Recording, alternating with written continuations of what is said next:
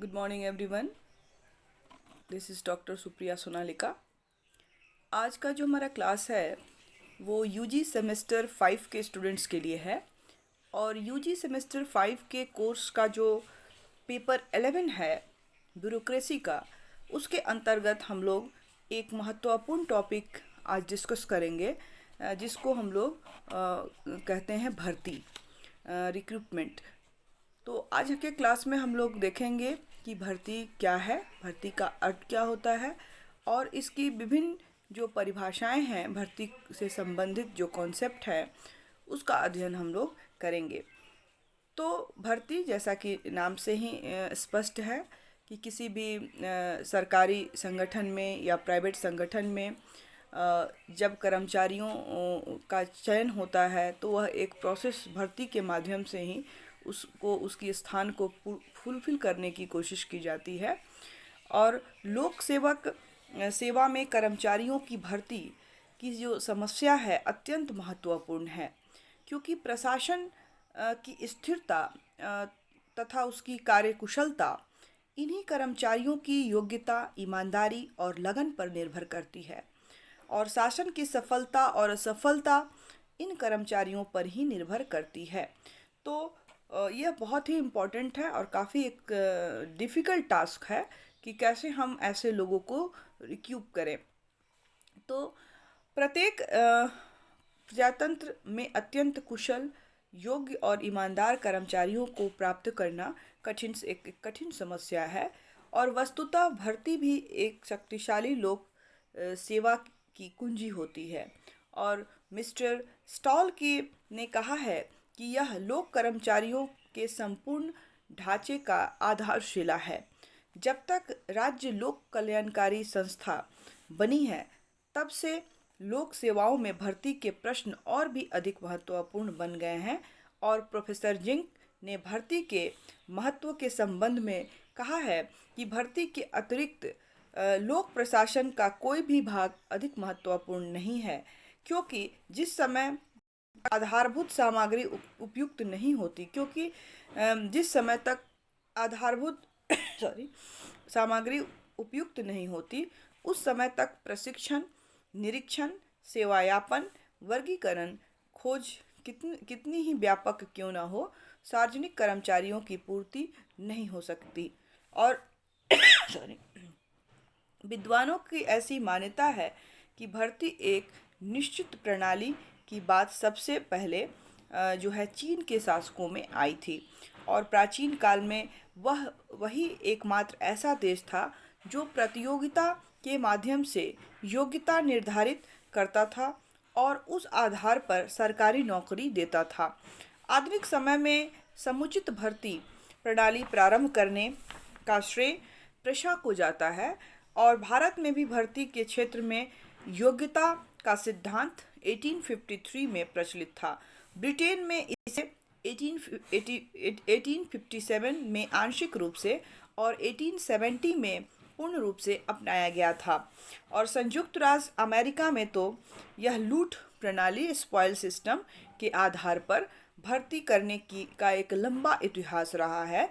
सन 1881 में राष्ट्रपति गारफील्ड की हत्या के फलस्वरूप 1883 में पेंडलेटन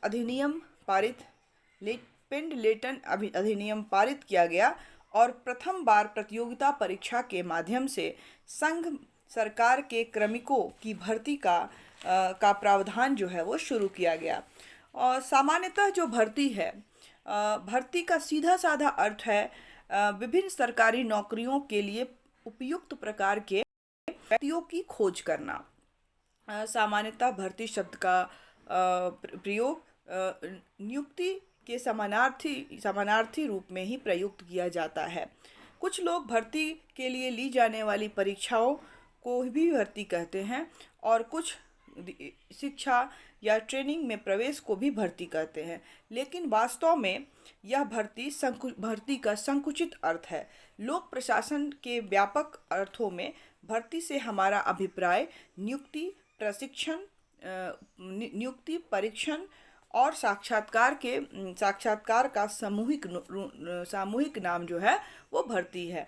मतलब भर्ती का मतलब नियुक्ति, परीक्षण और साक्षात्कार, इस तीनों को ज्वाइंटली जो है हम लोग भर्ती के नाम से जाना जाता है, या भर्ती हम लोग इसको कहते हैं। अब है कि सामान्य अर्थ में भर्ती, जैसा कि मैंने कहा कि इसको नियुक्ति का समानार्थी माना जाता है, परंतु यह सही नहीं है।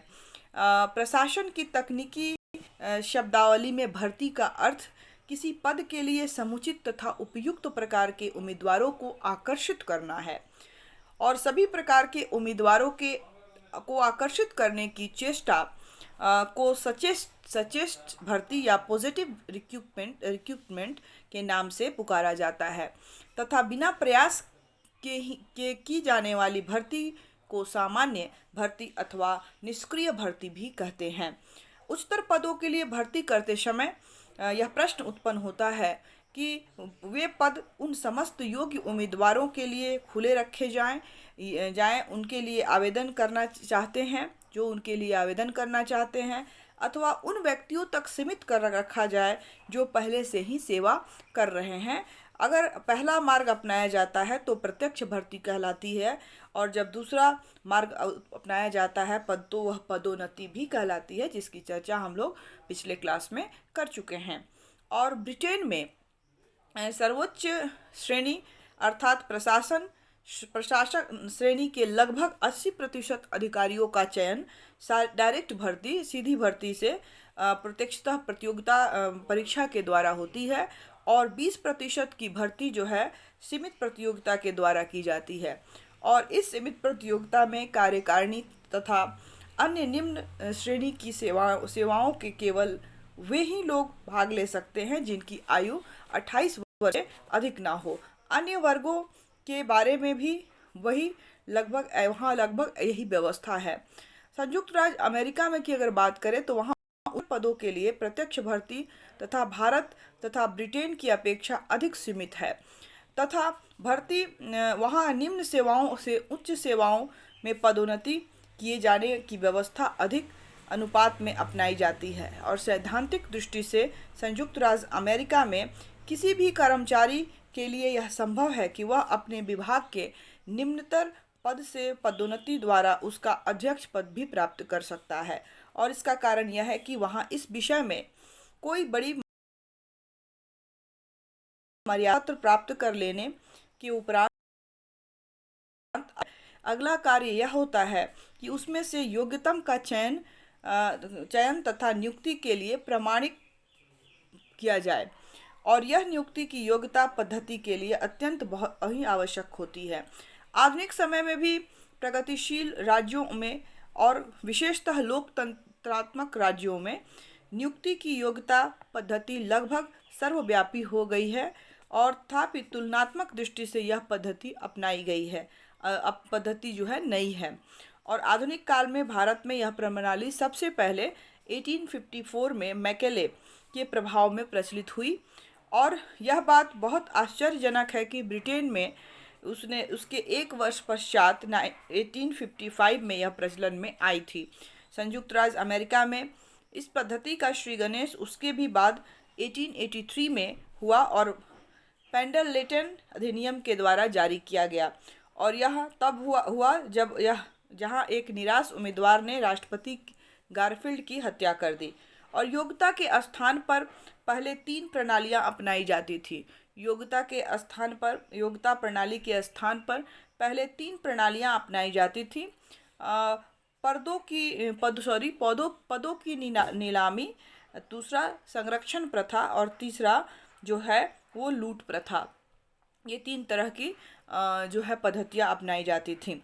और क्रांति के पहले फ्रांस में पदों की नीलामी होती थी और वे उच्चतर बोली बोलने वाले को दे दिया जाता था। और वर्तमान में हमें यह प्रथा एकदम यह जो है बेकार प्रथा है आज के लोकतांत्रिक समय में, परंतु उन दिनों में इसके पक्ष में यह तर्क दिया जाता था कि इससे राज्य को आय होती है और आम लोगों को पद प्राप्त करने का अवसर प्राप्त होता है।